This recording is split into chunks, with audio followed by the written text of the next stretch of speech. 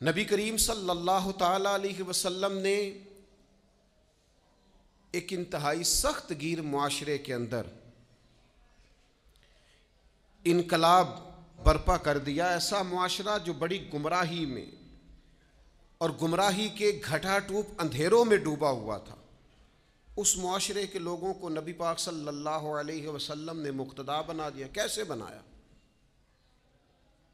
3 چیزیں، اور اگر کوئی زیادہ فوکس کرے گا تو زیادہ سے زیادہ 4 چیزیں حضور نے معاشرے میں پیدا کر دی، اور معاشرہ مقتدا اور پیشوا لوگوں کا معاشرہ بن گیا، صالحین کا معاشرہ۔ کیا چیزیں حضور نے پیدا کی؟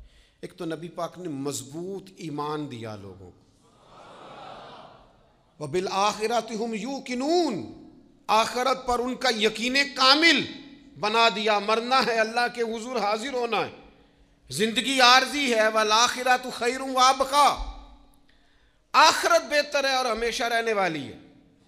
تو نبی پاک علیہ السلام نے مضبوط ایمان لوگوں کے دلوں میں پیدا کیا، اور پھر ساتھ حضور نے انہیں عمل صالح کی طرف مائل کیا۔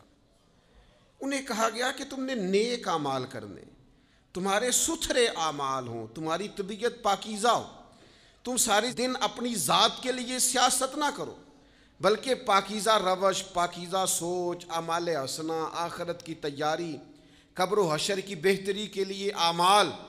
اور تیسرا، نبی پاک علیہ السلام نے لوگوں کے دلوں میں خوف الہی پیدا کر دیا۔ اور چوتھا، حضور نے انہیں فکر آخرت سے آشکار کیا۔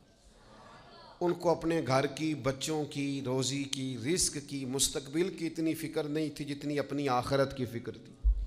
خوف الہی اور فکر آخرت اتنی بڑی 2 اہم چیزیں ہیں جو انسان کو طاقتور کر دیتی، اور اگر یہ دونوں چیزیں موجود نہ ہوں تو بڑے دینی کام کرنے والے بھی دنیا دار ہوتے ہیں۔ بہت سارے لوگ ہیں، دین کا لیبل لگایا ہوتا ہے، دینی کام کر رہے ہوتے ہیں، لیکن اس کی بالکل اوٹ کے اندر چھپ کر وہ ساری دنیا داری کر رہے ہوتے ہیں۔ ان سے تو کئی دنیا دار اچھے ہوتے ہیں جن کے پاس لباس تو مذہب کا نہیں ہوتا، لیکن ان کا باطن سارا کا سارا اللہ رسول سے جڑا ہوا ہوتا ہے۔ تو ایک تو مضبوط ایمان، دوسرا اعمال حسنہ، تیسرا خوف الہی، چوتھا فکر آخرت۔ یہ نبی پاک علیہ السلام نے لوگوں کے دلوں کے اندر ودیت کر دی چیزیں۔ من عمل صالحا من ذکر او انثی فہو مؤمن فلنحیینہ حیاۃ طیبہ، جو بھی تم میں نیک عمل کرے، چاہے مرد ہو چاہے عورت ہو، شرط ایک ہی ہے، ہو مومن۔ فلنحیینہ حیاۃ طیبہ، رب کہتا ہے ہم اسے پاکیزہ زندگی عطا فرما دیں گے۔